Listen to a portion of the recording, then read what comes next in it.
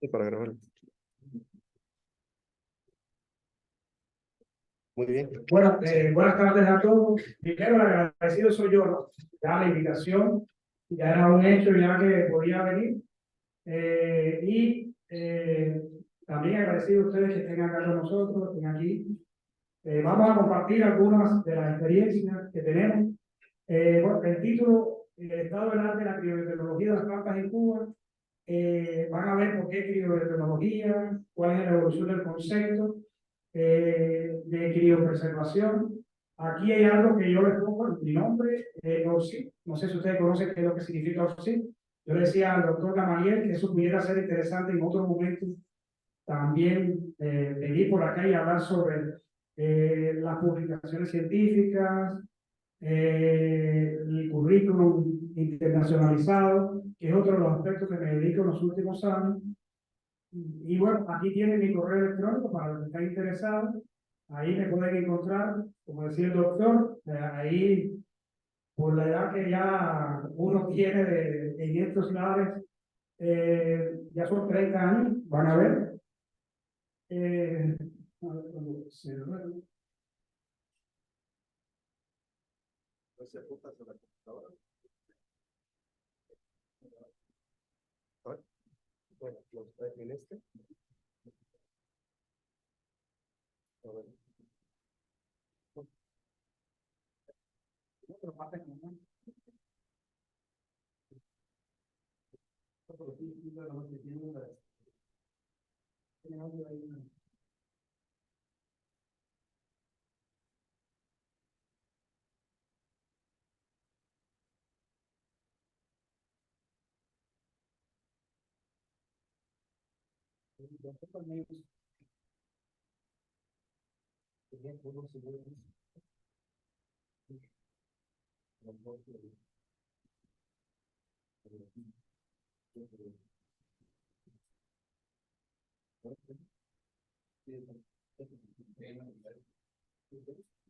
disculpen.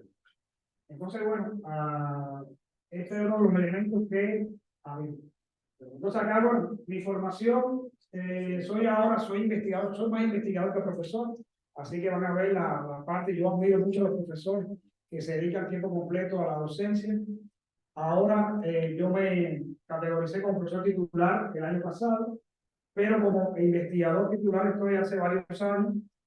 Hice mi doctorado en ciencias agrícolas, ya, en la Universidad de Ciego de Ávila, pero mis primeros estudios fueron en la antigua Unión Soviética, en Rusia, en Moscú. Yo estudié en la Universidad Estatal de Moscú, Tecnológica de Moscú. Soy ingeniero químico, sí, no soy biotecnólogo, por eso que vienen a ver lo que decía el doctor ahorita.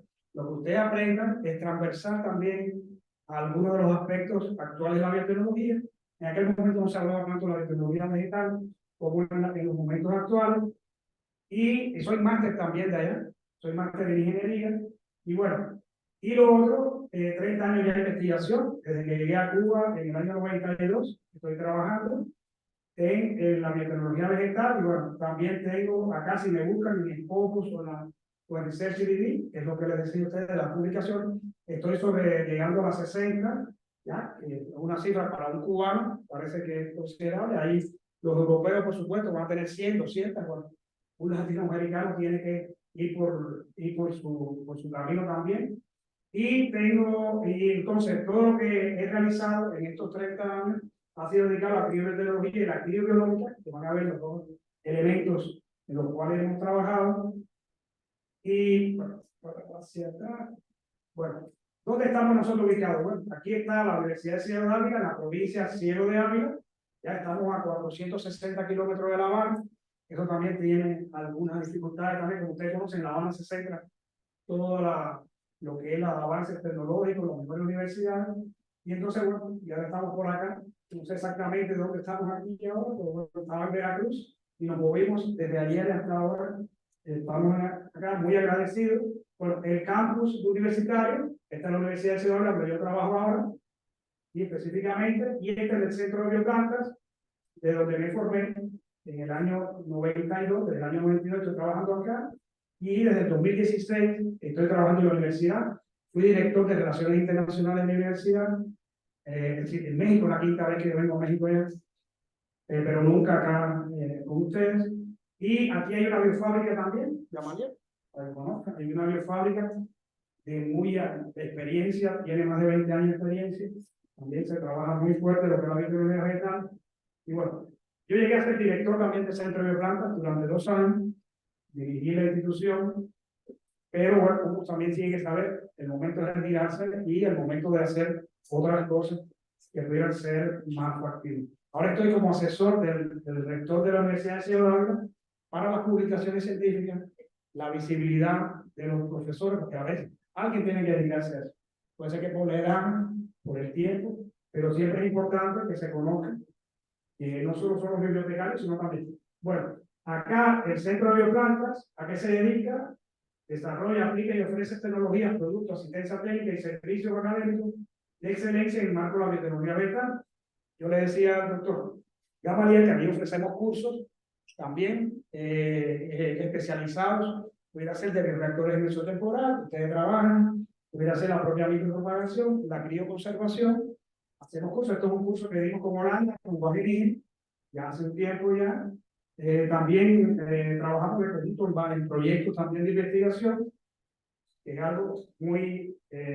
ahora, hablando ya en el término de la crioconservación o criopreservación, que se le puede decir, hay algo que ustedes seguro conocen, que es el idioma. Es decir, el idioma español es muy rico, muy saludable, pero cuando va a la parte técnica, y sobre todo la biotecnología, hay pocos libros en español de tratar esto, y por eso es uno de los aspectos que los cuales tenemos que trabajar los docentes, los investigadores, para crear nuestra propia literatura, porque a veces los conceptos podemos tomar del inglés, pero no siempre significan lo mismo. Y bueno, aquí si usted ve un rosario de biotecnología para agricultura y alimentación, ven conservación de biológica, conservación de ecoplasma en estado latente, mediante un almacenamiento a muy baja temperatura. Estamos hablando por debajo de menos 100 grados Celsius. Estamos hablando, no sé si conocen trabajar con nitrógeno líquido, menos 196 grados Celsius. ¿Sí? Cuando respiramos nitrógeno en pequeñas proporciones. Y entonces, del propio aire que nos rodea, se toma el nitrógeno, se puede licuar, y a la hora de licuarlo es cuando llega a la temperatura de menos 196 grados Celsius, y se utiliza almacenamiento de semillas, polen, microorganismos, interesante, esperma animal, líneas celulares, cultivo de tejido, y como sinónimo, crioconservación, conservación por congelación. No me gusta mucho el término, es ahí donde empieza la especialización en el idioma, problemas del idioma. Y entonces, bueno, se hablaba, como decía el doctor Gamaliel, conservación de recursos genéticos, conservación ex situ, conservación in situ, es decir, son términos asociados a la parte de crioconservación. Vamos a tratar de intentarlo de explicar en algunas diapositivas. Bueno, ¿cuál es el estado, los antecedentes de la crioconservación a nivel mundial? ¿Ya? Bueno, aquí tuve el honor en el año 99, estando en Francia en un evento, conocer a Akira Sakai, a japonés. Akira Sakai, el doctor, el profesor, en el año 56, 1956, fue el primero que publicó los resultados, y después Nature también en el año 60, sobre lo que son las bases, los cimientos de la crioconservación en plantas vegetales. Y bueno, ya falleció en el año 2011, si mal no recuerdo. Tuve la oportunidad de estar en Japón, trabajar con el colectivo de autores, de seguidores de Akira Sakai, y también ahí tengo experiencias también de trabajar en equipo con los japoneses, son muy fuertes. No sé si alguno de ustedes ha estado en Japón trabajando, y es algo que se queda por vida, ¿no? Entonces, en el año 68 ya se habla de lo que se menciona las suspensiones celulares de plantas vegetales para la crioconservación. Empiezan los crioprotectores, ¿ya? El dimetilsulfóxido, que seguro ustedes han trabajado también, puede ser que lo han utilizado. Y entonces es importante conocer que hay dos periodos, hay dos fases, que eso lo vamos a ver más adelante.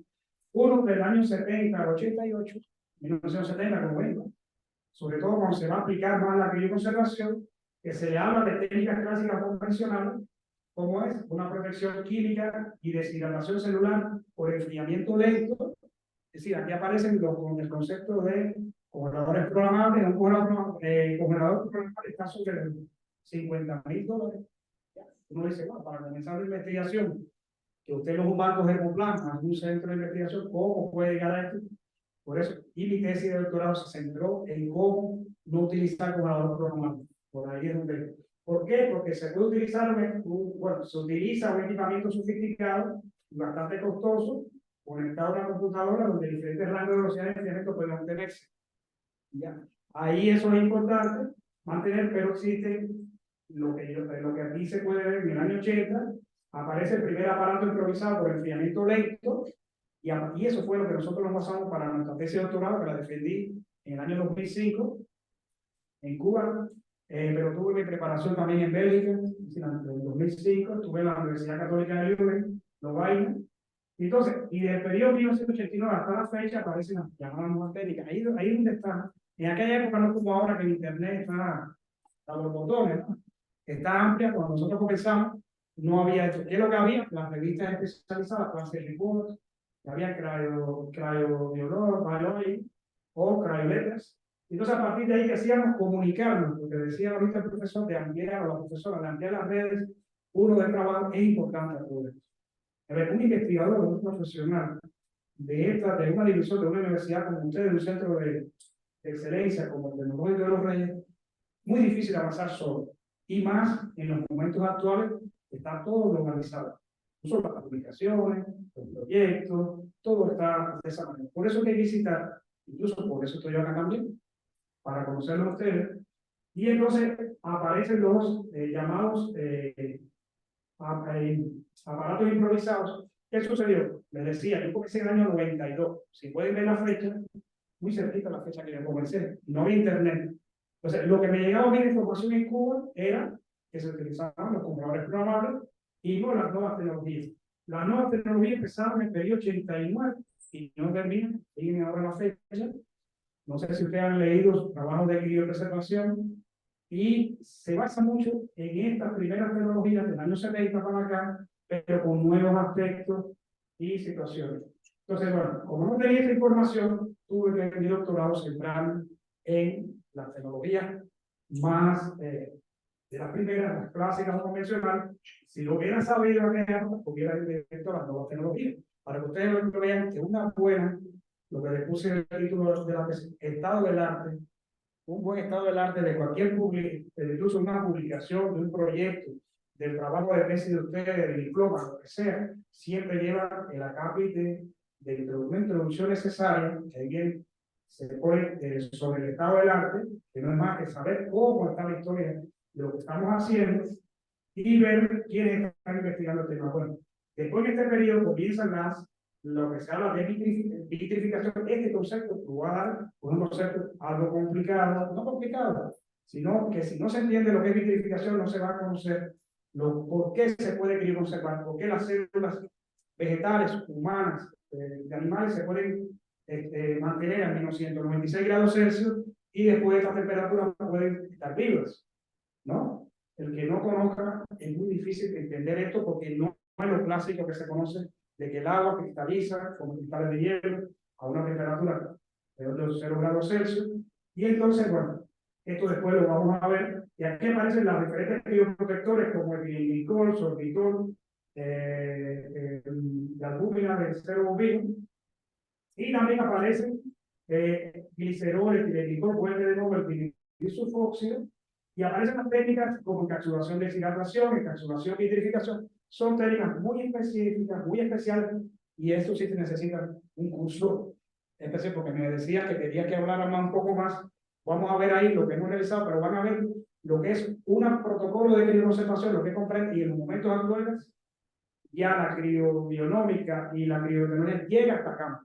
Es decir, nosotros no hacemos nada, tener un laboratorio que decir que la célula está viva, que el material se puede multiplicar si no demostramos, por ejemplo, el caso de la piña, que haya fruto, después de varios años que haya fruto. Entonces, bueno, en eso es lo que estamos dedicando nosotros en estos momentos actuales. Bueno, ¿de dónde surge la historia? Y aquí van a ver, hay mexicanos, peruanos, aquí hay argentinos, de Chile, cubano, Florent Engelmann, que fue el iniciador de la crioconservación, uno de los líderes a nivel internacional, francés, de Montpellier, aquí de cubanos, bueno, brasileños. Este fue, como decir, el inicio. Yo trabajé en este centro también durante 3 años, el Centro Nacional de Investigaciones Científicas de Cuba. Estuve en los años 93, 94 y 95, trabajando allá en La Habana. Y ahí fue donde conocí al doctor Tomás Moreira, acá, que para mí, como decíamos, el padre de la crioconservación a nivel internacional. Él japonés, aquí en Sakai. En Cuba también un padre de la crioconservación. En México también habrá un padre, una madre de la crioconservación también, quienes fueron los pioneros.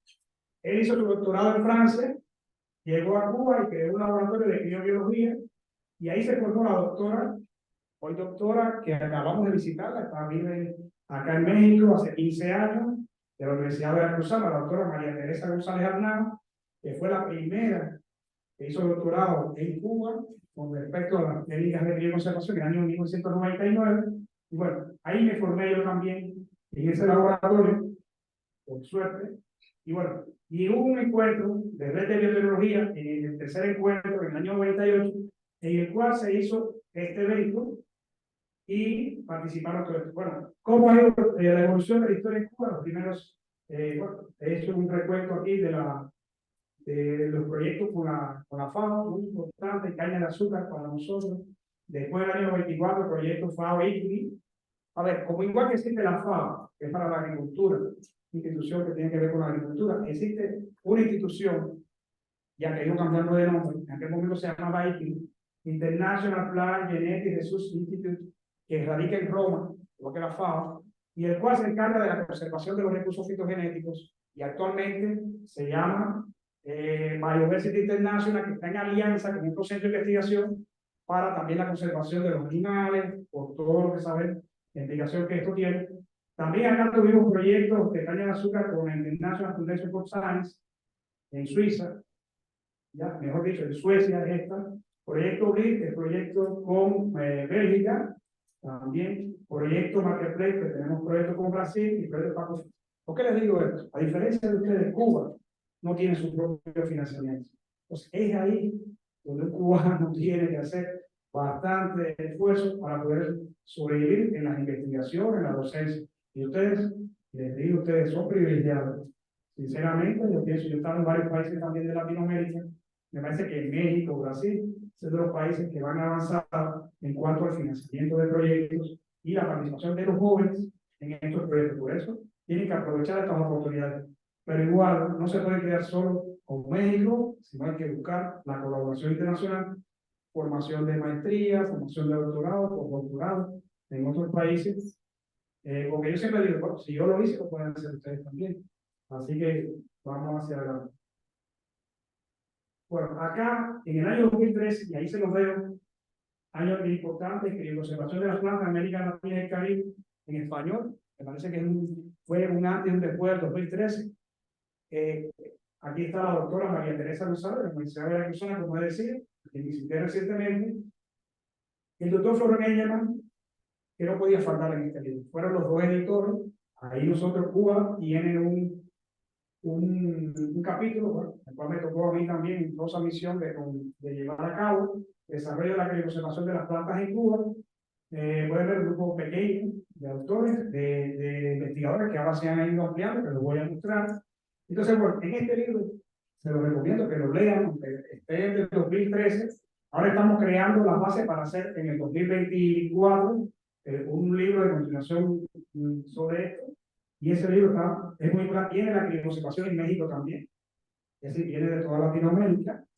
En México tiene su elemento, con la doctora María Teresa yo le decía al doctor Camaria, tiene las magníficas condiciones para formar ahí recursos humanos en cuanto a la crioconservación. Tiene 2 flujos laminares, 4 flujos laminares, tiene congelador programable, tiene de todo. Y Liter Silva, como le llamo yo cariñosamente, ha sido la formadora bueno, en Cuba, acá en México y a nivel internacional también.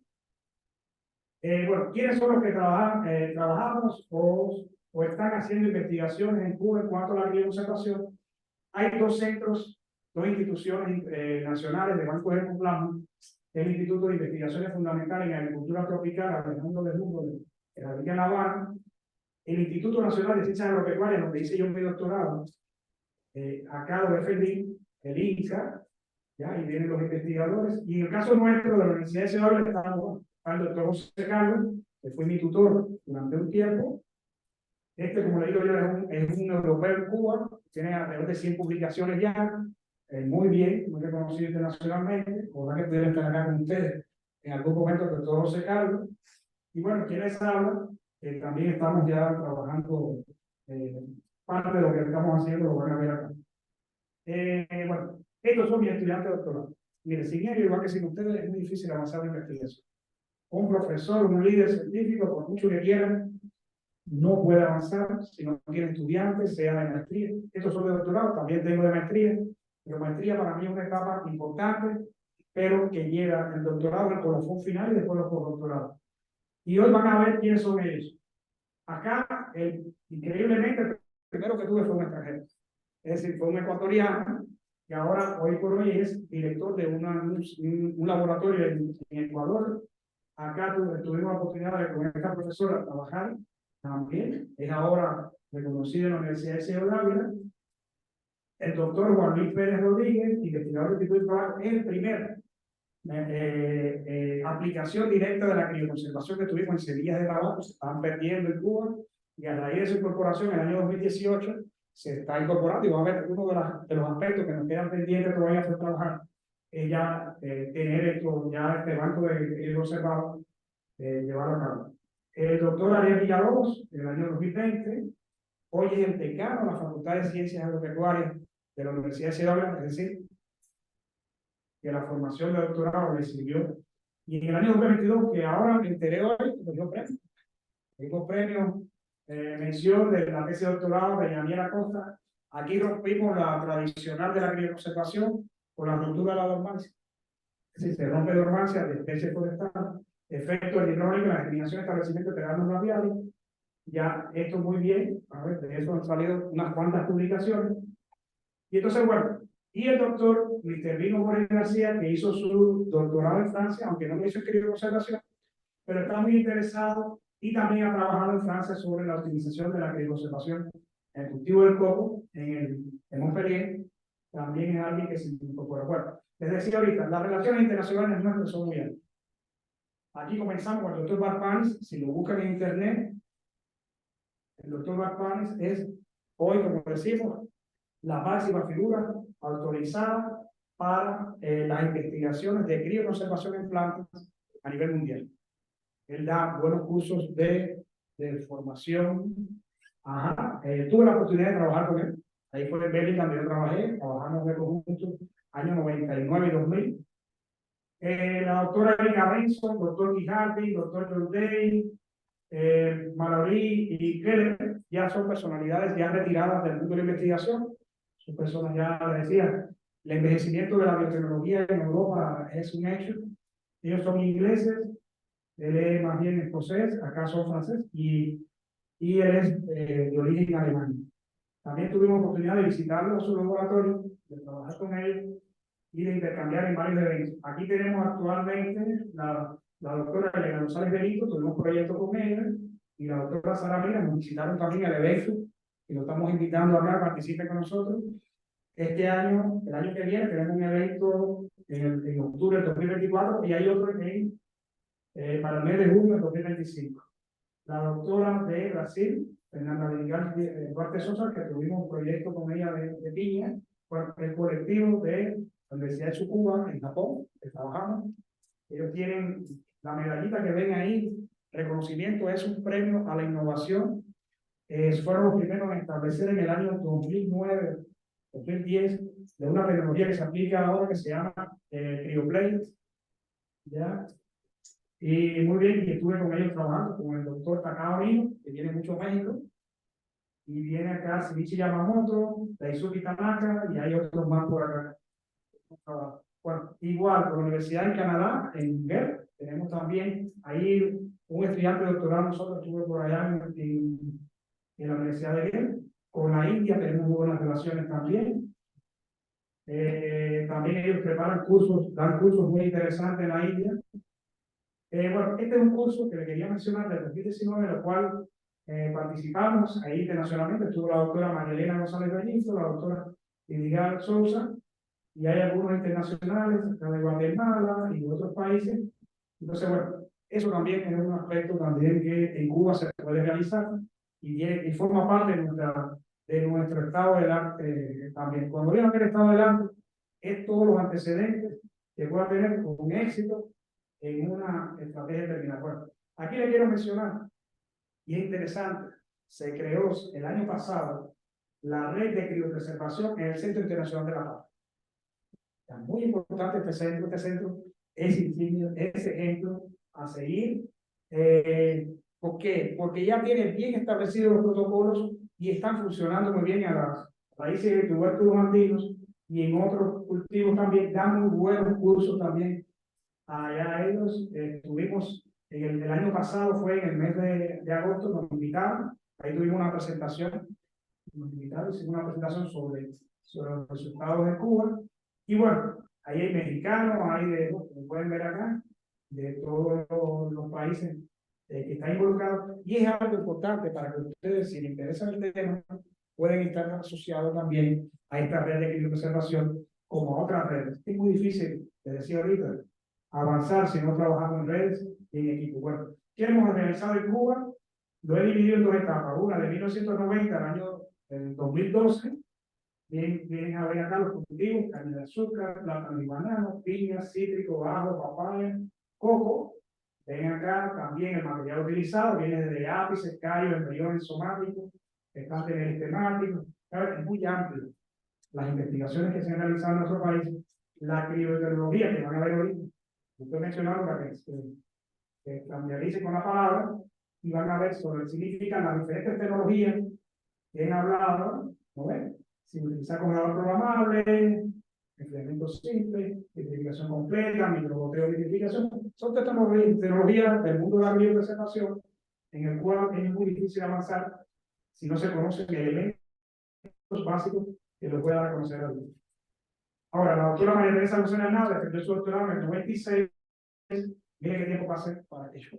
Más de 10 años para formar otro doctor acá. Después, cuando estuve, ya después del 2005, mis próximos estudiantes fueron por allá por el 2011. Se demoró por eso. Mire, la formación de un biotecnólogo, de un investigador, es muy lenta. Es de una manera que es paso a paso, como dicen los europeos. A veces a nosotros nos interesa todo de una vez, pero no es así. Eso lleva su tiempo, lleva sus resultados. Que hay que confundir, como decir, hay que tener resultados negativos, que los resultados negativos también son resultados, como dicen ustedes, la bitácora, ¿no? Los resultados hay que ponerlos en esa bitácora o en los datos primarios muy importantes. Yo tuve un profesor español que decía que por qué no escribió una tesis de doctorado de errores que se cometen en una investigación, ¿no? De resultados negativos. O sea, bueno, lo que pasa es que en una publicación de esos resultados no se pueden, por lo menos hasta la fecha, no se pueden realizar. Entonces, bueno, ahí viene todo el material utilizado hasta el 2012.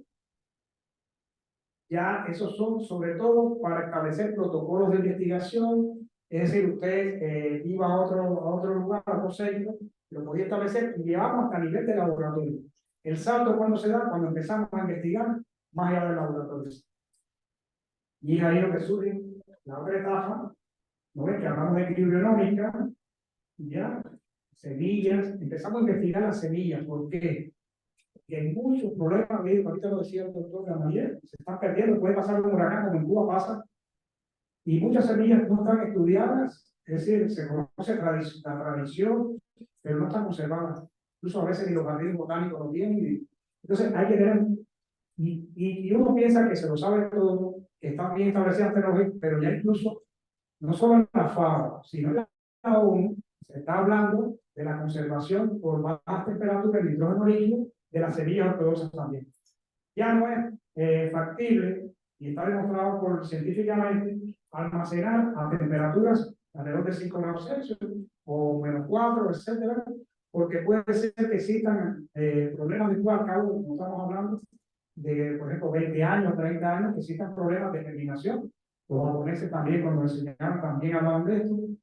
Y ya es algo que por la ONU se está manifestando que se debe hablar sobre esto. No sé si ustedes conocen Svalbard, lo que significa Svalbard. No sé si lo han visto, lo han leído. Svalbard queda en Noruega, es una isla de Noruega, donde están conservados y querido conservado también muchas de las semillas que existen en el mundo por la guerra, por los huracanes, y a eso cada vez más evidente, bueno, por los viajes al cosmos.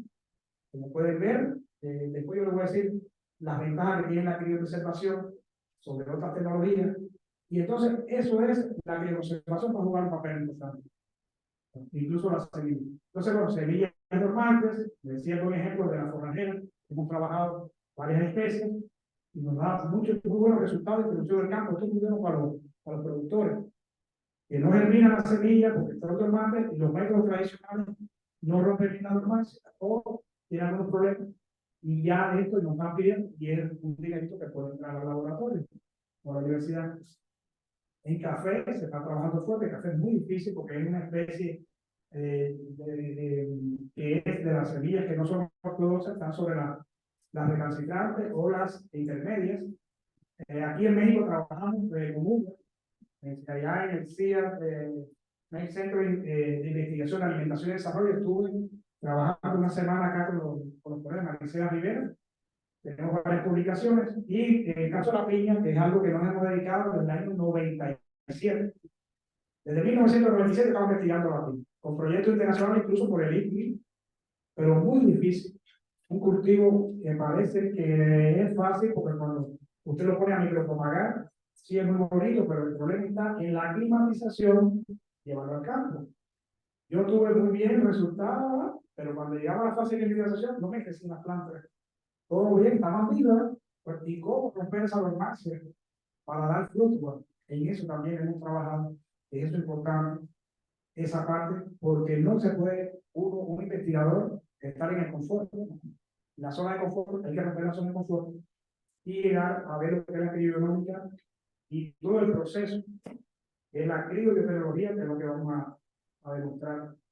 Bueno, ya después, bueno, esto ya fue, ajá, aquí tenemos año 2013, 2022, bueno, y ya recientemente seguimos investigando. Bueno, ¿cuáles son qué es lo que estamos hablando de criopreservación? ¿Cuáles son sus bondades? ¿Qué aspectos lo caracterizan? Bueno, temperatura ultra baja, menos 196 grados Celsius. Tenemos que tener termómetro líquido, pero hay una noticia muy alentadora. Cuando comencé en los años 90 y tanto a investigar, el nitrógeno líquido es muy caro. Incluso se tenía, bueno, en Ecuador, cuando investigamos, eran $3 el litro. En Cuba, por suerte, estaba por debajo del dólar, pero eso limita mucho cualquier investigación dedicada a la criopreservación. Pero ahora existe una tecnología nueva, de hará 2 o 3 años, norteamericana, Estados Unidos, como siempre van a la avanzada, y usted puede comprar un termo de nitrógeno líquido donde usted produzca del medio ambiente que tenemos ahora su propio nitrógeno líquido. Yo me quedé asombrado cuando estuve en Perú, y eso existe. Entonces, eso va a revolucionar mucho la aplicación y el uso del nitrógeno líquido para la criopreservación. Yo espero que, bueno, incluso yo cuando las veces que pude compartir con algunas empresas, sobre todo en Inglaterra, que estaban avanzadas, yo le preguntaba, bueno, ¿cuándo va a llegar el momento de eso? No, ahora estamos produciendo no sé cuántas toneladas, cuántos litros, y ya esto produce litros, porque a nosotros no nos hace falta tanto, sino mantener y en un momento adecuado. Y el nitrógeno líquido tiene la propiedad de que se evapora, se va. Usted tiene que tener un equilibrio, fase de equilibrio siempre, y siempre se va a perder.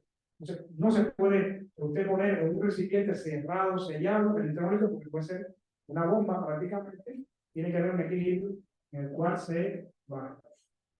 Se almacena en espacios reducidos por largo periodo de tiempo. Estamos hablando de 45 litros, por ejemplo, un banco de hemoplasma. Y periodo de tiempo estamos hablando de cientos de miles de años. ¿Por qué? Por lo que vamos a ver posteriormente, el estado líquido. Vamos a ver qué es lo que significa estado líquido.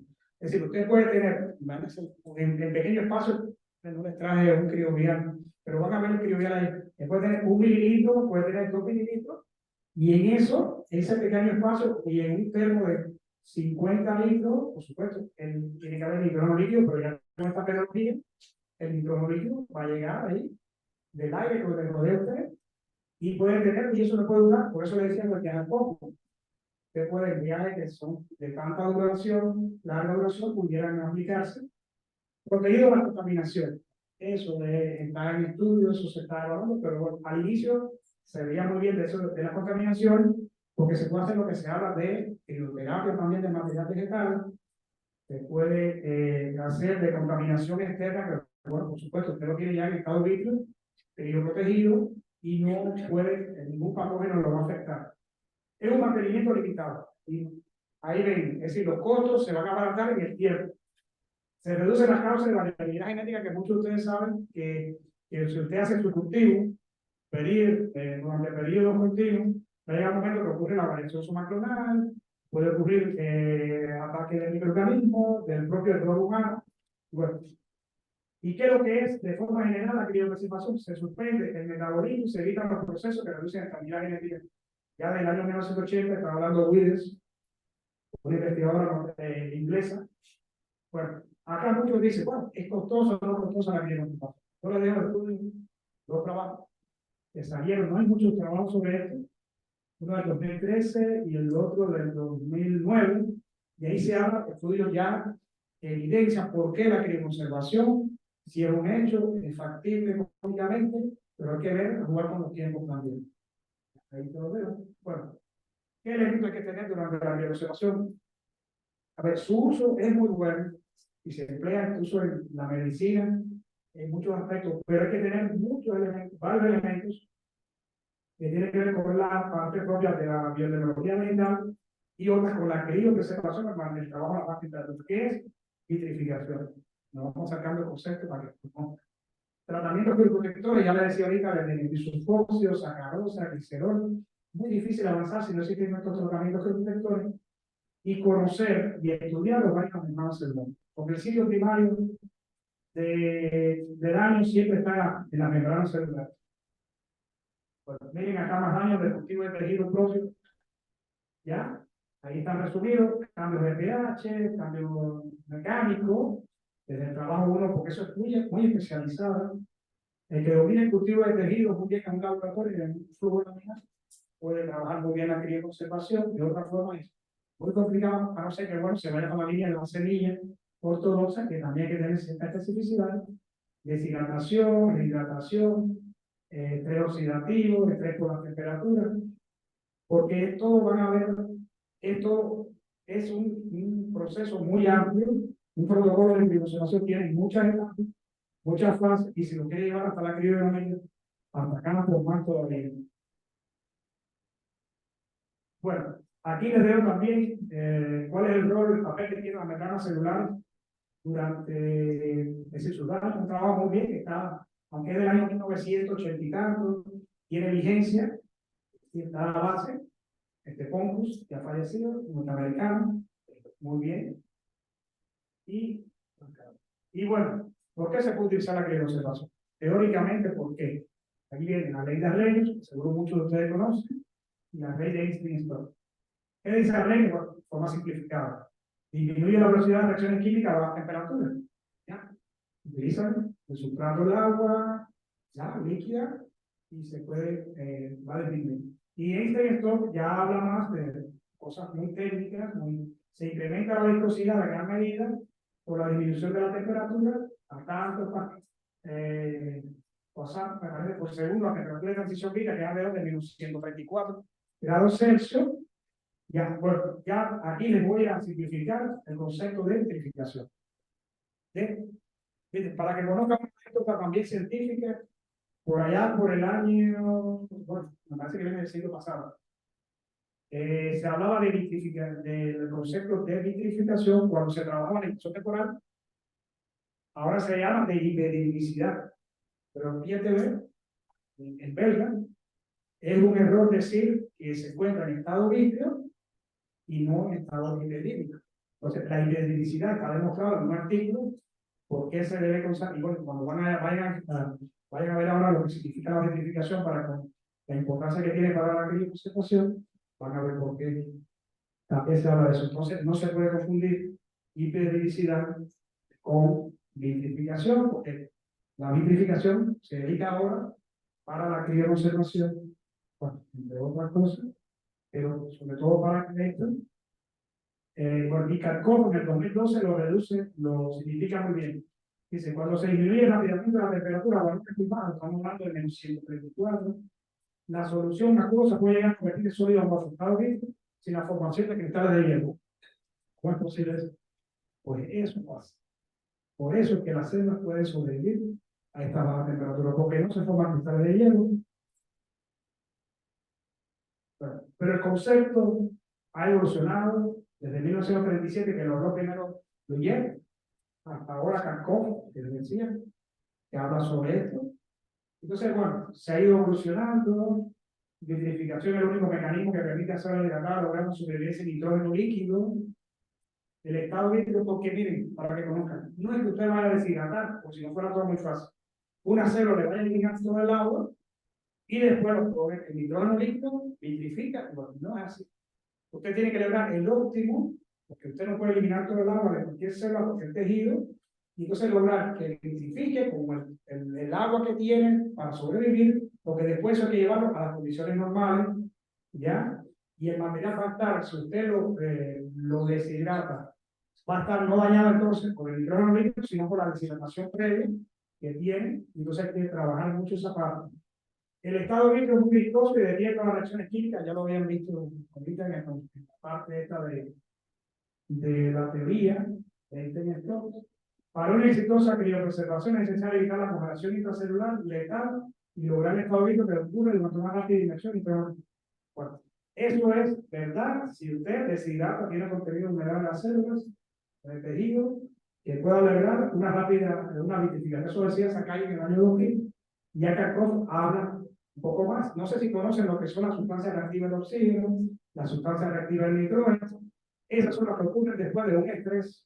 ¿Vieron todo el estrés que tiene la criopreservación, el cultivo del tejido, ya a nivel de membrana? Y esas sustancias reactivas del oxígeno, que son muchas, variadas, hay que de alguna forma bueno, minimizarla, controlarla un poco difícil, que se puede controlar si usted lo hace de forma apropiada. Y entonces, una vez que usted puede estas sustancias reactivas del oxígeno hacerlo de una manera apropiada, también puede lograr un estado líquido de lo más factible posible. Bueno, ¿qué sucede? Bueno, se lo traté de ilustrar acá de manera resumida: el líquido, la congelación, sólido, cristales de hielo, vitrificación, concentración de la solución. Aquí están los crioprotectores también, sólido no cristalino, mientras se evita la cristalización, los tipos de fases: líquido, sólido, transición de solución en agua. Entonces, bueno, este es el estado líquido que se tiene, ¿ya? Ahí también, ¿dónde se queda el agua? El agua está en unos pequeños, se llaman clatratos, ¿ya? Como unos muy finos, ¿ya? Y entonces esa agua después, cuando usted hace la descongelación, el calentamiento del material, es que ella se va por la formación de nuevas membranas, va a llegar a formar la membrana celular y otras membranas que ocurren dentro de la célula. Y si ese proceso usted no lo favorece durante la criopreservación, es muy difícil llegar a criopreservar.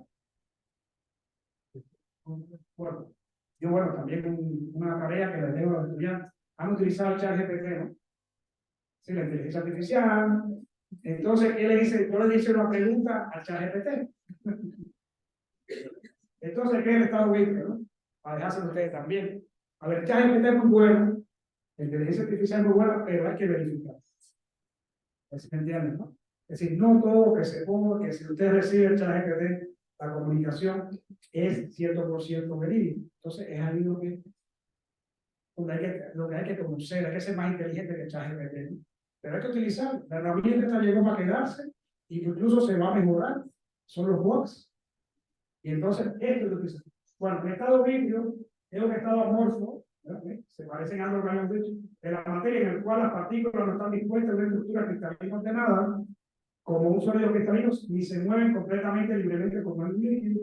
En lugar de esto, las partículas del material vítreo están dispuestas de manera desordenada, similar a un líquido congelado en el tiempo, pero sin fluidez.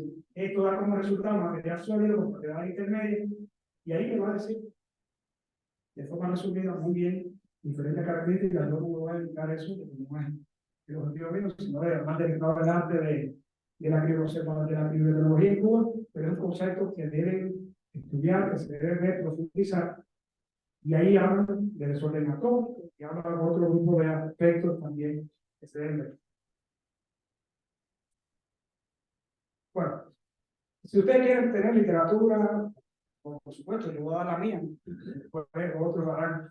Bueno, acá tuvimos el honor de tener en el año 2015 una publicación conjunta con el doctor Keith Harvey. Y entonces, ¿sobre qué términos hablamos acá? ¿Cómo se evalúa el concepto de la criopreservación con la criobiología? Miren, es algo muy interesante que parece un juego de palabras. A ver, la criopreservación, si usted es lo que le estoy hablando hasta ahora, son protocolos que establecen, sobre todo a nivel de laboratorio, a nivel de lo que estaba viendo de cómo minimizar el daño a las membranas celulares. Pero si usted va un poquito más a profundizar, va a ver los principios de ahí eso está todo bien. Lástima que esté en inglés, vamos a pasarlo al español pronto. Ya, ahí están todos los conceptos, las etapas de los factores que influyen. Y algo que, bueno, en el caso nuestro lo hemos tratado de hacer, y si van a ver las publicaciones que tenemos, también la pueden observar, que nosotros seguimos al pie de la letra todo lo que dice aquí, porque hay elementos experimentales, teóricos, que es importante tener en cuenta. Y entonces, ¿cuál es la génesis de la criogenómica? Esto está hablado desde 1999. El doctor Gigante, en la Sociedad de Royal Society de Inglaterra, habló por primera vez el término, ¿ya?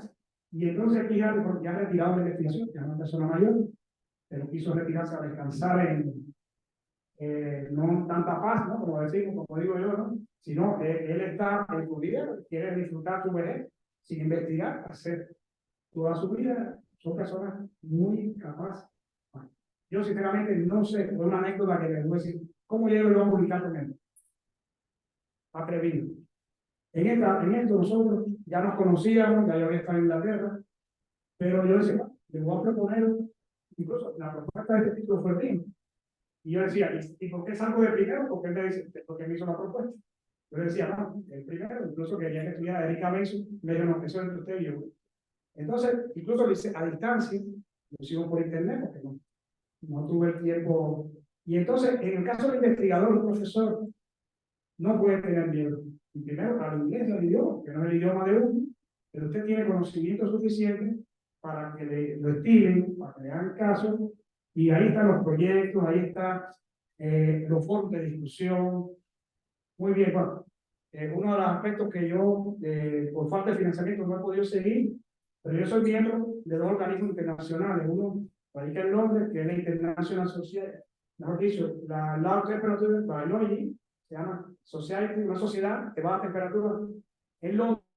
Vamos a ver si próximamente podemos estar por allá. Y otra que radica en Bruselas, en Bélgica, que es International Society of Agricultural Science. No sé si ustedes pertenecen a alguno acá, de alguno de ustedes, pero sería muy interesante porque se hacen muy buenos eventos científicos, se hacen muy buenas discusiones y me parece que es algo que a todos nos viene bien. Entonces, bueno, aquí viene bien explicado lo que es la criogenómica, se nos va a llegar a la esquinita, tiene que ver con todas las ómicas. Es decir, incluso cuando fuimos a escribir este capítulo del libro, no entendían. El propio editor no había concebido la criogenómica dentro de las tecnologías ómicas. Entonces, eso fue una discusión científica muy interesante, ya, con el editor del libro, porque decía, pues, nosotros vamos a poner, o tenemos todo para hacer criogenómica, y el editor decía, desde la India, una personalidad, pero él nunca había oído sobre esto, entonces tuvimos que explicarle, bueno, el doctor por una parte, y Harry, y en mi caso por otra parte, y le damos a convencer, y logramos, fíjense lo que tuvimos que hacer, porque si no, no hubiera salido. Y entonces, bueno, a manera de esquema que también está en el artículo, se ilustra todo lo que viene, lo que he hablado hasta ahora. Daño físico, daño a la bioquímica de la célula, todo lo que tiene que ver con los cristales de hielo, todos los demás, ataques de radicales libres, la sustancia reactiva del oxígeno, la membrana, todo lo que tiene que ver desde el genoma, la transcriptómica, proteómica, metabolómica, todo eso vale o está dentro de la parte de la criogenómica. ¿Y qué más? La estabilidad genética.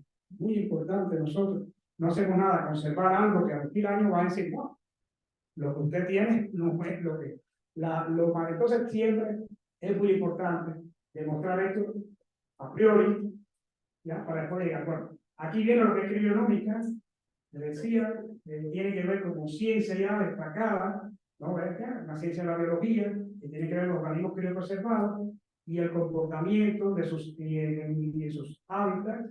Es decir, cuando usted reintroduce, imagínense lo que hay ahora o hace un tiempo de guerra con los organismos modificados genéticamente, ¿no? Ustedes lo saben también, que eso es por mucha parte económica, no tanto, para mí no tanto científica, sino también ideológica y económica. Querían hacer lo mismo con la crioconservación. Es decir, entonces, por eso apareció esta ciencia. Porque eran tantas las discusiones, eso mismo que estoy diciendo, si al cabo del tiempo, entonces ya usted va a demostrar a través de la criogenética, con elementos, por supuesto, eso no se hace un día ni un año, se hace durante años, para demostrar, incluso se hace a nivel internacional. Puede ser un laboratorio, porque eso es algo que pasa en la biotecnología normal. Usted, algo que se haga aquí en el Instituto de Tecnología de los Reyes, puede ser que en Cuba no funcione, o al revés. Algo está, porque usted tiene que ver que no son los factores que afectan, sino hay muchos factores, pero tiene que llegar un momento en que esos factores se nivelen o se ponderen o haga algo para que usted sí pueda utilizar la tecnología, pueda hacer transferencia de tecnología, porque si no, la tecnología para qué la quieren nada más, un laboratorio en Cuba. O sea, en eso también se ha tenido que dedicar la crioconservación a nivel internacional para que sea entendida. Entonces, bueno, y eso tiene mucha importancia, la criogenética. Aquí viene de manera también un poco más a nivel de esquemita, igual parecido, la relación que existe entre los daños, la estabilidad genética y la criogenética. Aquí viene bien, igual, del año 2004, lo tiene Keith. Y bueno, el concepto de criobiotecnología. ¿De qué estamos hablando? La criobiotecnología por primera vez aparece en esta publicación, que después se la publica Fischer. Es decir, pero si usted hace, por eso el estado de arte es importante, conocer de esto es importante, conocer de la historia. Richard lo va a conocer en el año 2018, una reunión que se hace en Estados Unidos, de crear el Global, pero ya en el 2016, no sé si al azar o queriendo, ya se estaba hablando del término de biotecnología para la identidad de las orquídeas, ¿ya? Entonces se habla de como un proceso, es decir, no solo a nivel de laboratorio, no solo en la criogenómica, sino hay que verlo todo en su conjunto para poder hacer biotecnología. Muy bien, y entonces había que establecer este concepto. Y es como concepto, mírenlo acá, criogenología se define como el uso de la tecnología moderna para comprender la respuesta de los sistemas biológicos a las bajas temperaturas, a su medio, ¿ya? Y así también que sea natural o impuesta, y llegas a la producción de conocimientos, servicios, tecnología, que incluye la criopreservación de los organismos. Richard lo da muy bien el concepto, y hacia eso es que yo creo que está muy válido, ¿ya? Como concepto de la criotecnología, pero que se basa en la criopreservación, en la criobionómica, y tiene todo un enlace muy interesante. Y eso, bueno, se ve después en otros artículos que bueno, no es la, ahora no se los voy a dar, pero sí tiene que ver con los artículos que vinieron posteriormente al 2018. ¿Y qué es lo que dice incluso acá? Es un método efectivo, es decir, poco es efectivo el costo, es seguro, se puede trabajar en semillas y también en tejidos que no tienen semillas, que son las especies. No sé si conocen los tipos de semillas que hay en cuanto a la conservación. Quiero llegar ahí. No sé si me estoy extendiendo mucho. No, está bien. Entonces, miren, porque ahorita hablamos de las semillas ortodoxas, y esto no se domina, es muy difícil basar en la conservación e incluso en la biotecnología. Miren, todo nos lleva a biotecnología. Todo nos lleva a biotecnología. Todos los cultivos, que ahorita se hablaba de las especies endémicas, miren, es cultivo que no, porque la biotecnología es cara, es muy especializada. Entonces hay que llegar a un consenso de empezar a trabajar las prioridades, ¿no? Con prioridades. Entonces, las semillas, cuando usted, lo primero que tiene que ver cuando va a observar una especie vegetal es qué tipo de semilla tiene. Si no tiene un estudio hecho, pues lo va a tocar a usted ser el pionero, hacer el estudio. Entonces, como nos ha tocado nosotros en Cuba hacer algunos estudios también Entonces, bueno, y tienen que clasificar en ortodoxas, que son las buenas, para que conservar, para almacenar en largo periodo de tiempo, ¿ok? Porque usted puede disminuir bien el contenido de humedad sin muchos problemas, ¿no? Desde el campo se puede hacer esto, y eso es un elemento importante que antes no se tenía en cuenta para la crioconservación. Por ejemplo, cuando hicimos la tesis de doctorado en frijol, cuando estudiamos todo esto, nosotros partimos de cuál es el momento de cosecha óptima, de humedad, se llama mass maturity, la masa de madurez óptima para usted hacer la cosecha, y esa misma es la que usted tiene que ver en qué rango se mueve para hacer la crioconservación. Bueno, desde ahí tiene que moverse la crioconservación. La biotecnología tiene que ver desde un antes y un después a la biotecnología. Bueno, las especies que son intermedias son las difíciles de trabajar, porque en ocasiones hay variedades o accesorios que se te conservan muy bien como ortodoxas, pero hay otras que son recalcitrantes, aunque las recalcitrantes son el extremo, que son, por ejemplo, el aguacate, semilla grande, el coco. Entonces hay que ir hacia los embriones zigóticos o hacia la biotecnología, ya, vegetal. Y entonces estos tres elementos es importante. Miren acá este trabajo que me parece que es el estudio de todo el año 2022. Dice, fíjense que todo viene a través de conceptos. Después que se ha trabajado tanto tiempo, los investigadores, los jardines botánicos, la universidad, nadie había definido esto. Lo que estoy hablando anteriormente de las semillas estas, tiene que ver mucho con las especies excepcionales. Concepto nuevo que se estaba utilizando, pero nadie lo había definido. Y este grupo de investigadores de Estados Unidos, ¿no? Y de otros países, Inglaterra, de diferentes lugares. Y aquí vienen cuáles son las etapas para usted definir y por qué se definen estas especies excepcionales. Pero al final todo redunda en qué? En que hace falta crioconservación. ¿Ya? Entonces, ese es un ABC o el A del abecedario para la crioconservación. Definir bien qué tipo de especie excepcional corresponde, cuál es su almacenamiento. Yo antes me limitaba solo a ver lo que decían los tres grupos aquellos, ahora hay que ver bien esto.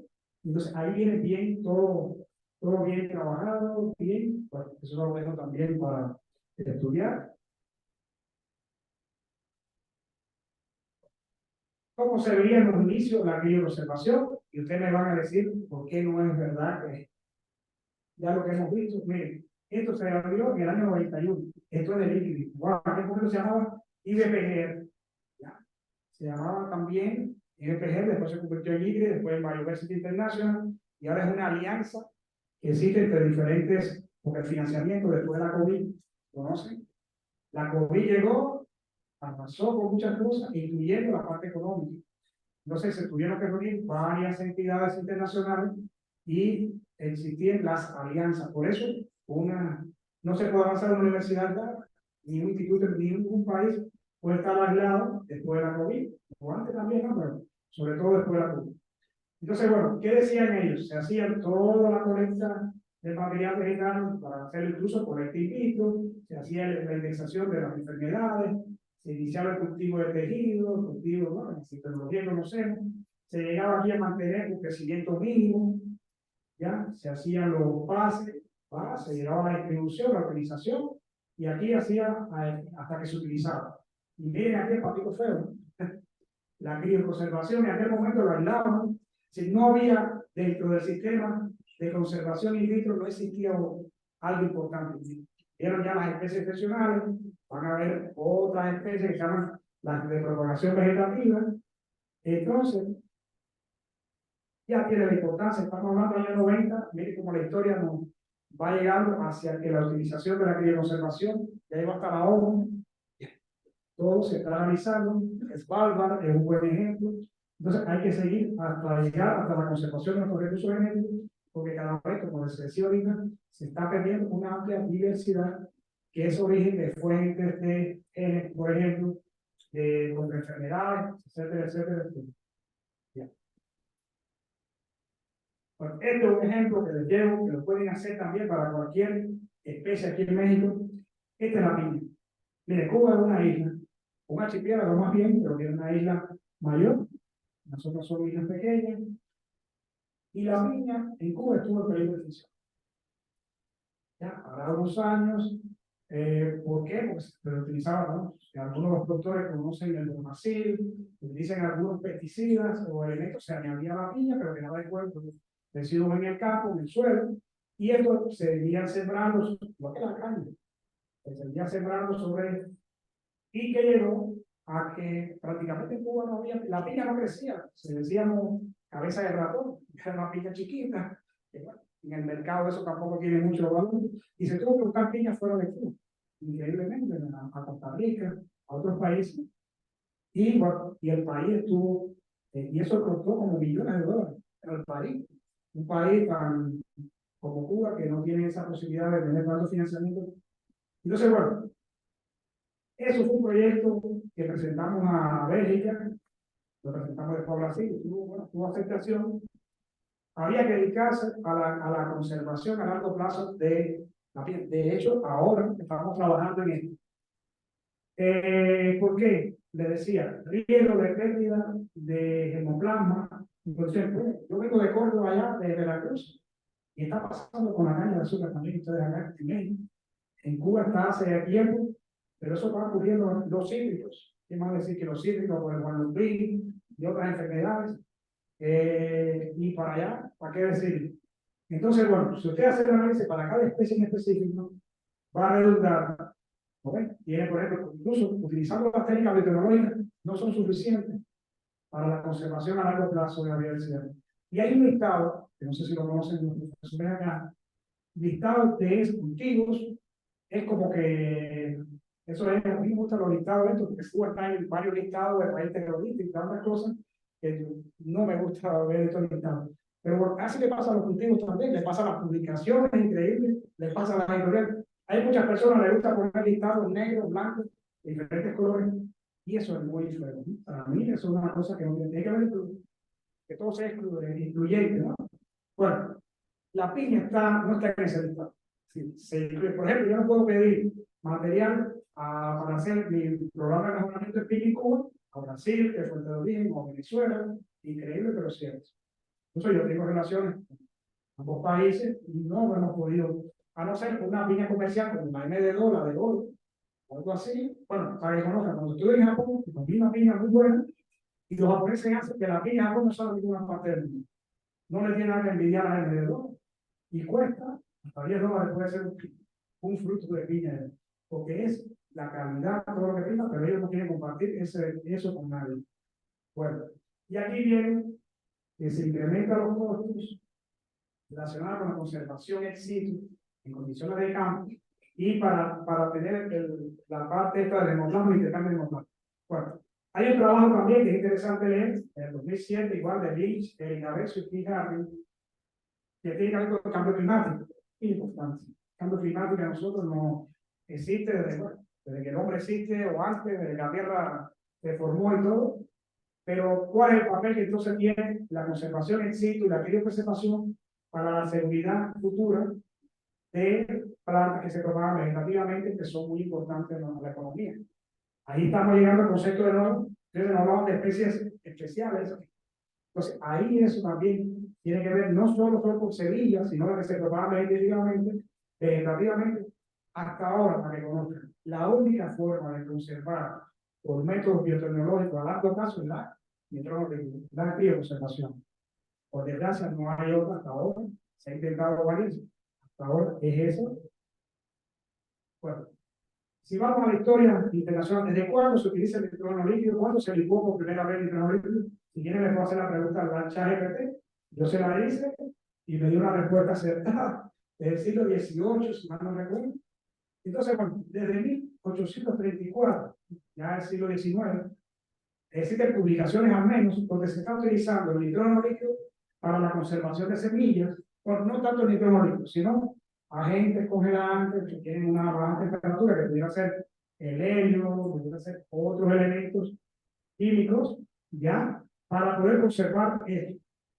En aquel momento no se hablaba de la conservación, se hablaba de lo que no sabían qué hacer con las cosas, los elementos que estaban surgiendo, y decía, bueno, entonces probaban, y entonces llegaron, pues eso está bien en un artículo de horticultura, muy bien, sobre esto, es importante leerse eso.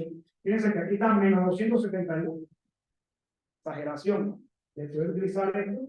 Y entonces, bueno, porque hay otros elementos que se utilizan, no solo electrónica, por electrónica, por los costos, que es más factible, se pueden utilizar otros elementos químicos. Bueno, ¿qué se ha investigado a nivel mundial de crioconservación hasta la fecha? Bueno, miren, aquí eso lo buscamos. Bueno, esta es una aplicación que me sirvió a mí del 2015, yo lo hice del 2015 al 2023. Eso es el resultado ahora de septiembre de 2023. Y ahí cuando buscamos, vimos que 1887 documentos, por lo menos en Scopus, salieron de investigaciones desde 1900, bueno, vean acá, 75, que se están, bueno, que se están utilizando. Y ya, bueno, desde el 2015 hasta el 2023, 794 artículos, y ellos sacaron un promedio, ven aquí, de cada década, 95, 200 y tal, es decir, que sigue incrementándose el número de trabajos. ¿Por qué? Por la utilidad también que se está dando. En cierto momento hubo que disminuyó, incluso la revista Crayoletters pasó de cuartil 1 a cuartil 4, pero yo creo que ahora, a partir del año que viene, algo así, la revista va a volver a resurgir, y porque se está haciendo una mayor utilización del nitrógeno líquido en todas las especies de vegetal. Esto para que vean cómo van a apoyar incluso la parte académica, científica. Bueno, si usted hace aquí del mundo con West River, puede ver todo lo que está alrededor de la criopreservación, todo lo que está, y ahí viene lo que decíamos ahorita, los aspectos de criobiológica, los aspectos de criobiotecnología, miren, expresión de genes, sustancia reactiva del oxígeno, vean, van a ver, incluso viene en animales también, y bueno, aquí viene en el tiempo cómo se han ido publicando estos elementos, también y aquí vemos las relaciones también que tienen entre ellos, pero ya en Latinoamérica. Ya nos queríamos centrar en Latinoamérica, todo lo que tiene que ver con el caso de la criopreservación, ven menos elementos, más fácil de ver, ¿no? Los químicos, la sopa, la fisiología, la semilla, vitrificación, el concepto que por acá, sacarosa, caña de azúcar, ¿ya? Son elementos fundamentales que se están trabajando en Latinoamérica. Ahora, ¿quiénes son los países que más publican? Bueno, en el mundo, Estados Unidos, China, India, ¿verdad? Y en el caso de nosotros, Brasil, que está adelante en algunas cosas, alrededor de 100 papers publicados, después viene Cuba y México, estamos ahí compartiendo segundo lugar, Argentina, Ecuador, estamos hablando a nivel de publicaciones, documentos, es decir, que uno tiene, no basta, yo decía hoy al doctor Camarero, está bien, ustedes trabajan, se desgastan, pero si usted no tiene esa visibilidad, no tiene ese intercambio en eventos, o esa producción científica, miren, a veces puede ser que usted esté contento así, pero no tiene un aporte significativo, me parece, incluso para la sociedad.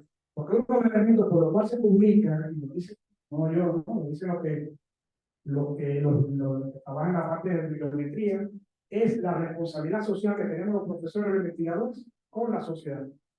Toda esa responsabilidad hay que publicarla, porque es el estado del arte nuestro, la parte que quedaría después en esos documentos. Bueno, en Cuba, ¿cómo ha avanzado? Documentos por año, aquí tenemos alrededor de 43, 40 y tantos artículos, tantas citas, tenemos un índice H en nuestro país de 14, aquí en México debe estar por ahí, un poquito más. Entonces, bueno, ¿cuánto tenemos por año? Ahí ya eso tenemos que eso no existir.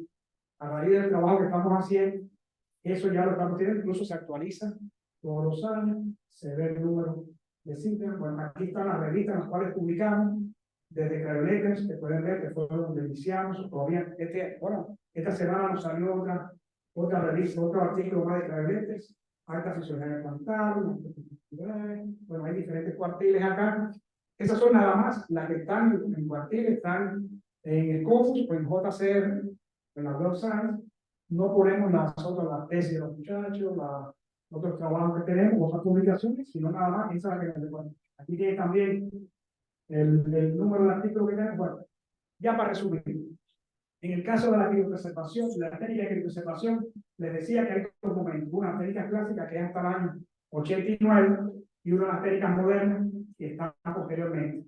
Todos aquí anteriormente se utilizaban lo que decíamos como grabador programable y después las basadas en la vitrificación. Aquí también tuvimos el privilegio de actuar con dos investigadores, profesores de la India, y publicamos un capítulo de un libro que, aunque se llamó Criopreservación de las plantas contra la diabetes, también se hizo un recuento muy bueno de las diferentes técnicas de criopreservación. Este es más reciente, este es del año 2021, si no me recuerdo. A ver, mira aquí, el 2021. Y también estoy en el colectivo de autores ahí de acá. Bueno, aquí se habla de las diferentes tecnologías, de por qué, ¿no? Lo que hemos hablado hasta ahora, los daños, lo que hay que evitar para poder lograr una exitosa criopreservación. Aquí tienen los criodiales, mira acá que se los doy. Ahí donde se crioconserva, ya con material de polipropileno, para que puedan existir las bajas y las altas temperaturas, porque pueden llegar hasta más 40 grados Celsius, es decir, usted tiene que manejar un término de más 40 grados Celsius, que nunca después descongelan o calientan, y puede llegar hasta menos 126 grados Celsius. Y esto lo resiste el polipropileno, por suerte, ya esto estamos hablando de 0,5 mililitros, 1 mililitro, hasta 2 mililitros, aunque también hemos visto criodiales de 5 mililitros, o varias. Aquí tenemos lo que se utiliza los tanques para el nitrógeno líquido. Esos son aspectos que no puede faltar en un laboratorio de criobiología, de crioconservación, para aplicar las técnicas de crio. Y eso por suerte lo tenemos en nuestro laboratorio de Cuba. Aquí tenemos ya para las técnicas clásicas operador programable, que Teresita lo tiene aquí en Veracruz, muy bien, así que pueden hacer alguna práctica por allá, ponerse de acuerdo con ella. Es uno parecido a este. Yo esto lo trabajé en Inglaterra, y este es uno ya moderno, que no utiliza el nitrógeno líquido, pero ya el de TER está casi como actualizado, moderno, pero este está muy bien formado para poder utilizar.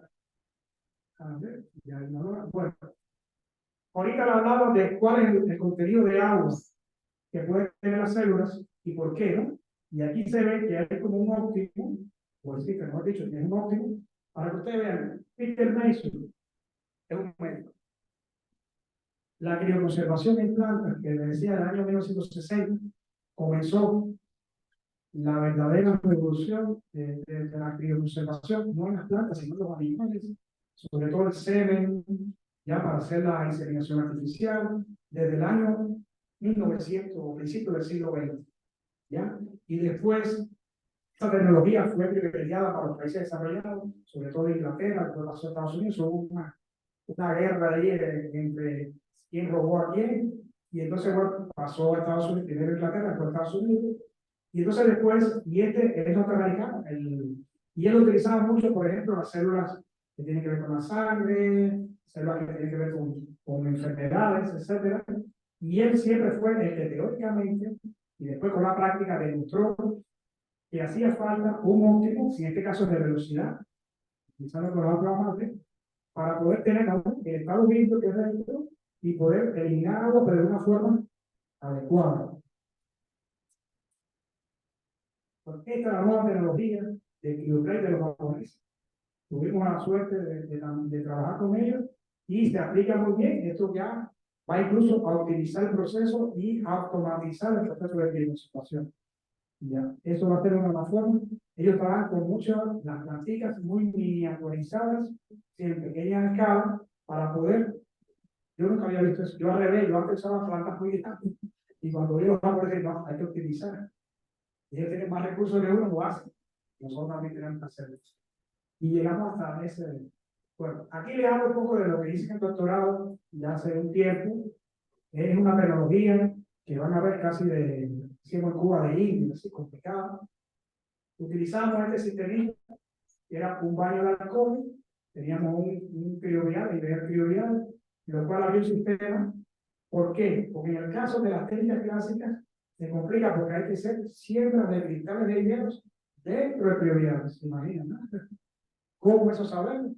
A través de la temperatura. Por eso es el registro de temperatura que a partir, no sé si conocen que cuando usted produce cristales de hielo, es decir, que un cristal de hielo, un centro de nucleación, va a liberar energía y en lugar de usted bajar la temperatura, lo que hace es subir la temperatura, estamos hablando por supuesto, por debajo de 0 grados Celsius, y eso que pasa con la célula a nivel celular, lo que decía ahorita, afecta a las membranas celulares. Hay un shock térmico muy fuerte y eso se puede regular para que conozcan. La siembra que está leyendo es una de eso me demoró varios años de investigación. Esta investigación fueron de un año, cuando yo comencé en el año 94, habían investigadores de Estados Unidos, de Francia y de China trabajando igual. Y bueno, los primeros resultados los publiqué acá en el año 98, en la revista Craveles, y los otros dos nos fuimos un poco adelante, por suerte, a los demás grupos de investigadores y llegamos hasta campo. Si nosotros demostramos que las plantas producidas después de la crianza, incluso verificado internacionalmente, que tuve visitas también de Engelmann y de otros, porque no era que yo lo decía, lo decían los que me verificaron, entonces hay forma de verificar esto. Y entonces llegamos que tuve en el campo 3 años, y todo el libro lo tuve en varios años, como 3 años más, ¿sí? Tuve una investigación, por eso que el doctorado duró 8 años, no se lo aconsejo a mí. Doctorado muy largo, pero ¿por qué? Porque éramos los pioneros de la crioconservación en Cuba, por lo menos, y estábamos haciendo aspectos. Bueno, ahí lo utilizamos como evaluador programable, y ahora queda para la historia, queda bien. Ahora, bueno, después de ustedes, yo voy a ir a Chile, a conozcan, y Chile me está solicitando asesoría en esto. ¿Cómo hacer esto? Para que conozcan cómo es que a veces lo que uno cree que es evidente no es tan evidente para otros lugares. Entonces, eso está publicado, pero no sé si conocen, uno en una publicación no pone todo lo que hace, por cosas, por aspectos que tienen que ver con la patente. A ver, la publicación para mí en Cuba es muy difícil tener una patente. La publicación me toma a mí como algo patente, entonces tú tienes que saber publicar un resumen de tu investigación en un artículo de una revista buena, que los que te revisen, los revisores, los editores, entiendan lo que usted escribe, y eso también es una ética profesional muy alta, y usted sabe que usted no va a preguntar, porque es evidente que no le puede preguntar, ¿no? Usted no va a poder decir, no, ¿cómo hizo usted esto? Bueno, esto cuesta dinero. Fueron varios años que uno tuvo que investigar, tuvo que hacerlo, y eso lo hemos hecho después, lo hemos realizado en otros cultivos también, no da buenos resultados. Bueno, allá tiene problemas forestales. Vamos a ir a ver qué pasa. Entonces, bueno, esta es la tecnología completa, metodología simplificada. ¿Por qué la simplificación que estaba, que a veces no es tan simplificada, como decía yo, bueno, pero fue el término que me aceptaron y me obligaron casi a ponerlo en inglés. Y entonces, porque decían que yo simplificaba esto de aquí, porque no utilizaba como programable, una cosa fuera.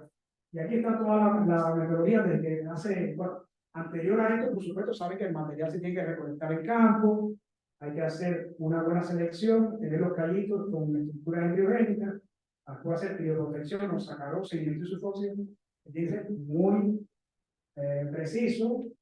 Después hay que hacer esta parte, que es también muy precisa. Después, lo más fácil es llevar al micrófono. A ver, poner el micrófono líquido más fácil. Bueno, lo difícil es mantener el micrófono líquido. Como decía ahorita, que hay países que es muy caro, pero ahora se está el calentamiento, ya, y después viene la recuperación, regeneración, viene aquí la fase de animalización y después el 27 meses. Increíble, pero sí. Llegó hasta la industria y eso fue, se publicó entonces en el 2002, publiqué estos resultados en dos artículos, porque también hice una parte de bioquímica importante, por ahí los que vayan, si después los comunicamos o ven mi currículum, ahí van a tener sus publicaciones, porque las tenemos en ResearchGate, distribuidas. Bueno, aunque está, disculpa que está en inglés, pero solo quería decir, cuando terminé ese doctorado, había una parte importante que da muchos problemas, que eran los embriones somáticos de caña de azúcar. Bueno, de hecho, para decirles, en la única publicación que hay de embriones somáticos en el 2008 de caña de azúcar es por el equipo nuestro, porque tuvimos que hacer una estrategia diferente a como habíamos trabajado. Por supuesto, eso nunca se llevó a cabo, pero trabajamos básicamente la parte bioquímica y a nivel de... Y ahí hablaba...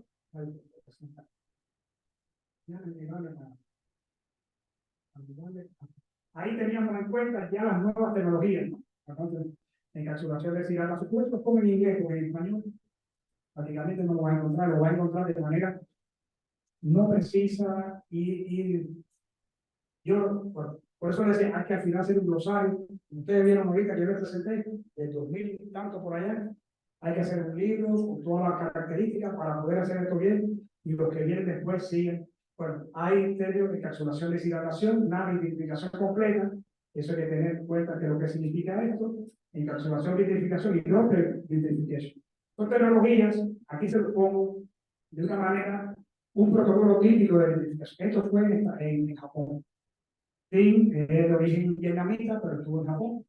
En el año 2000 hizo esto, se hizo un evento muy importante en Tsukuba, donde después yo estuve, que fueron las bases de la crioobservación actual, y ahí se estableció este protocolo de crioobservación para las monocotiledonias, en el caso de la piña monocotiledonia, muy bien, y empezó a hacer algo de la piña, pero no fue suficiente para obtener éxito, como después lo tuvimos nosotros. Y aquí están las diferentes etapas. Van a ver acá el material desde el enraizamiento, la selección del meritemo, después cómo se utiliza este meritemo, se graba para ponerle aquí a la etapa de empezar la deshidratación por diferentes etapas, ya, llevarlo a crioviar o criotur, como ven acá, después pasar al nitrógeno y después hacer el calentamiento, eliminar, aquí se eliminan los crioprotectores, después se llegan a eliminar, aquí se elimina una parte, aquí se elimina completo y después viene la recuperación. Ese es el protocolo. Muy bien, este es otro protocolo también de Doppler vitrification. Doppler vitrification es una tecnología que llegó para quedar. En esa se basa también el cryoblade de los japoneses. El Doppler vitrification no es más aquí bien. Imagínense una microgota de microlitro, muy pequeñita, y dentro de esa microgota, ya, de PVC2, el PVC2 que tiene, el PVC2 tiene, bueno, yo lo dije al principio, tiene etilenglicol, tiene bisufósilo, sacarosa, glicerol, puede ser el PVC también, que nada más tiene glicerol y sacarosa. Muy bien, se hace una microgota, y dentro de esas microgotas que usted coloca el material que va a separar. Y mire dónde está ella, está situada en unas laminillas de aluminio, parecía el crioplate. Y entonces después usted lo pasa al crioviar, se transfiere y después que llega al nitrógeno. Esa tecnología, desde 2005 para acá, se está utilizando por Barpanis y Joaquín Keller. Fueron los primeros, se hizo, imagínense usted, para el Banco Mundial de Banano, estaba también en riesgo, y a partir de esa tecnología es donde se empieza a hacer todos los demás avances que han aparecido después. Barpanis trabajó desde el año 90 y tantos, y de excelencia, tiene dinero, por supuesto, también, tiene, pero hay que buscar dinero en los países ricos, eso también, hay que buscar dinero para investigar, eso no lo regalan.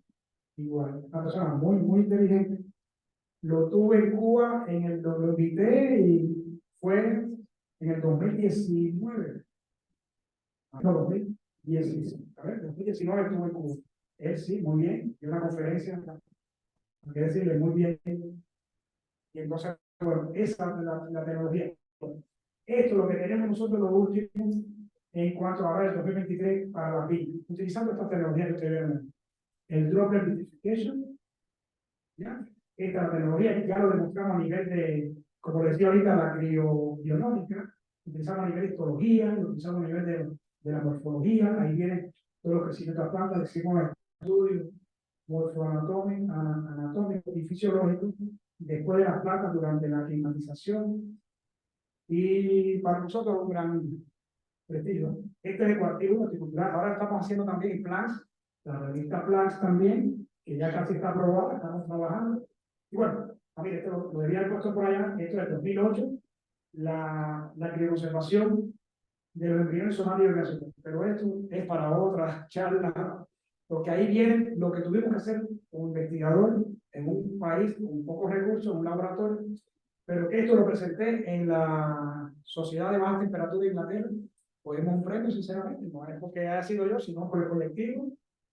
Y ahí, bueno, nada más al final quedamos mi estudiante de maestría que no quiso ser doctorado, y acá, pero tuvo ella también una implicación muy bien sobre esto. Bueno, aquí viene ya la tecnología, en el caso de los embriones somáticos de caña de azúcar, Aquí viene a ver todo lo que hacemos, pero esto lo demostramos poco. Tienen que leerse la técnica. Lo hicimos a través de una técnica multimédica. Increíble, pero sí. Como a través de técnicas analíticas químicas, soy químico, no soy agrónomo, no soy biólogo, y a través de ahí, bueno, ahí tuve que una buena innovación, y a partir de ahí fue que pudimos lograr los resultados exitosos para eso. Después no pudimos continuar porque el proyecto se terminó, una lástima, y bueno, ¿qué fue la actualidad? Ya estamos terminando, disculpe usted que me ha entendido. ¿Cuál es la actualidad internacional? A ver, dice. Esto es lo que, bueno, asumí yo de todo lo que hemos hablado. Diversos criterios deben ser considerados para seleccionar el procedimiento de crioconservación más apropiado dependiendo del material vegetal. Mira acá. La formulación de un protocolo depende del conocimiento teórico y práctico de diferentes disciplinas para definir el más adaptable a los factores criogénicos. Entonces, los crioprotectores, velocidad de congelación, este en el caso que lleve un lleve la parte de un congelador plasmable, pero también se adquiere diferentes congelación, velocidades de congelación cuando usted tiene, por ejemplo, el cryoplate o la tecnología porque ahorita la tecnología que tiene la laminilla de aluminio es diferente a las demás tecnologías. Bueno, y ahí se adquiere una mayor velocidad y un mejor estado de verificación. No criogénico como el cultivo, play y post-almacenamiento ni cronológico. Ahora, mira, muy importante. No existe un protocolo universal para todas las plantas y esto se debe a las características fisiológicas y bioquímicas de cada material y especie. Es importante continuar avanzando en el conocimiento de diferentes mecanismos protectores para comprender la paradoja que existe entre protección y toxicidad a altas concentraciones de los protectores y su papel de estabilidad del estado vitrio para evitar la cristalización intracelular letal del agua y sus daños colaterales. Esto se aplica para las personas, incluyendo nosotros.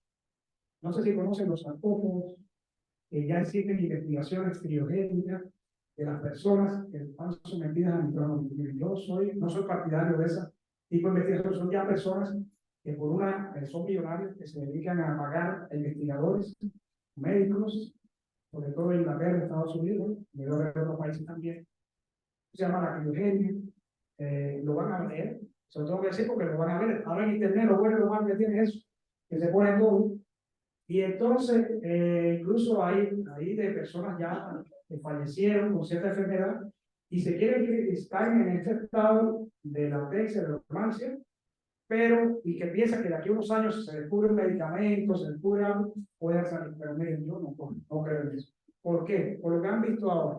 Miren, cada célula es muy especializada, incluyendo al cerebro, se imaginan ustedes. Entonces, para usted tener esto que tiene aquí un protocolo universal para las plantas, es igual para las personas y los animales.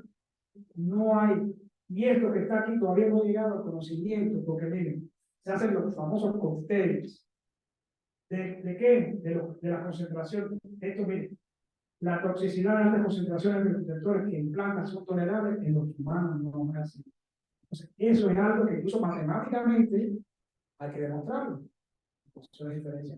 Eso es todo un trabajo. Ustedes leen algo de humanos, o sobre todo de humanos, van a ver toda la parte matemática muy fuerte. Yo traté de hacer eso en el año 2000 con un grupo de franceses de la Universidad de París-Saclay, de Ceplan Supéré. Bueno, a convencerla a que participara conmigo fue todo lo dice, pero bueno, tuvimos un artículo, pero yo no he podido seguir esa investigación porque ya mucho cuidado sin planta, por supuesto, en fin. Pero miren, salieron resultados interesantes. Que, bueno, el que lea las publicaciones va a ver que hay una parte de la dinámica de la conservación en pino. Esto es importantísimo, no solo para las plantas, sino para los animales. Es necesario estudiar las condiciones estresantes y involucrar los protocolos de bioconservación que permitan mejorar la tolerancia a las plantas, hidratación y bioconservación. Esto no se puede avanzar.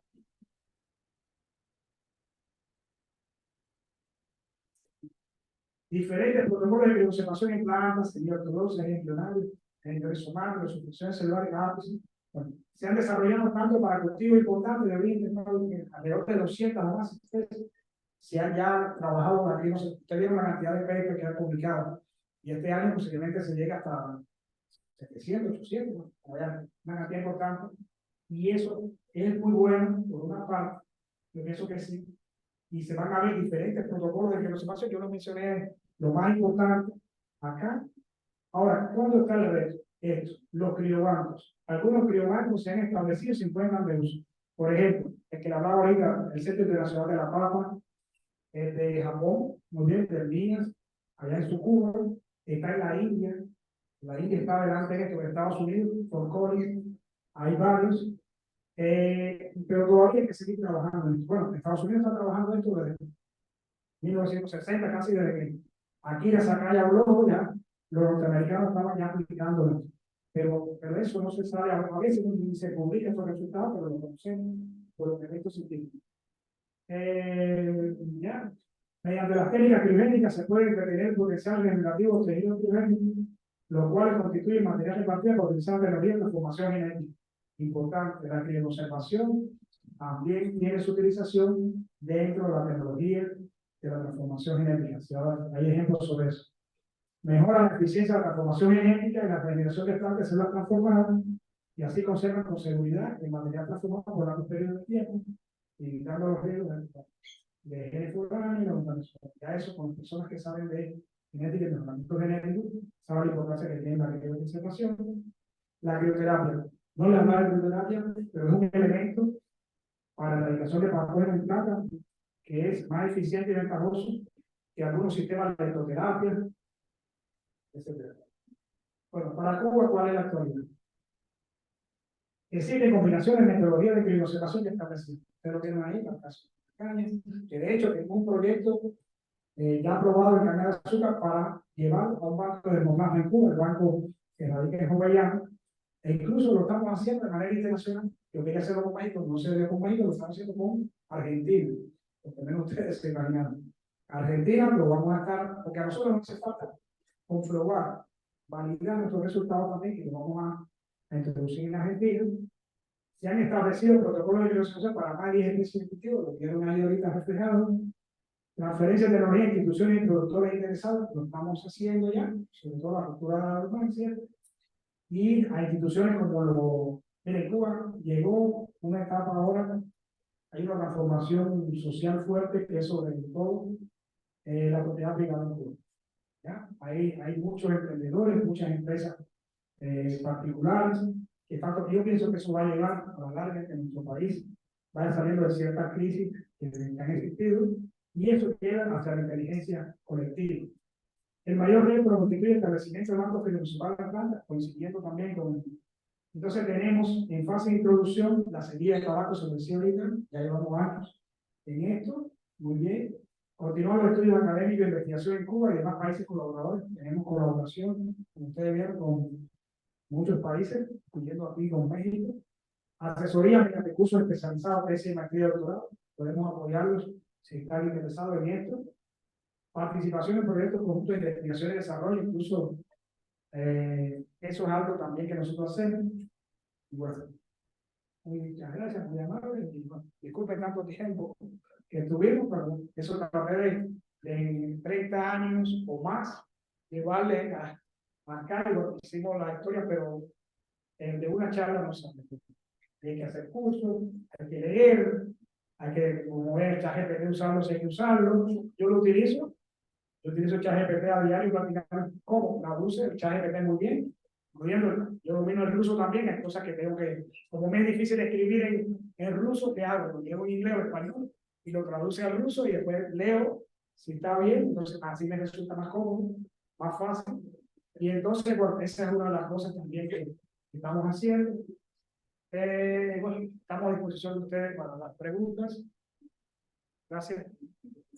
Bueno, pues le damos un aplauso.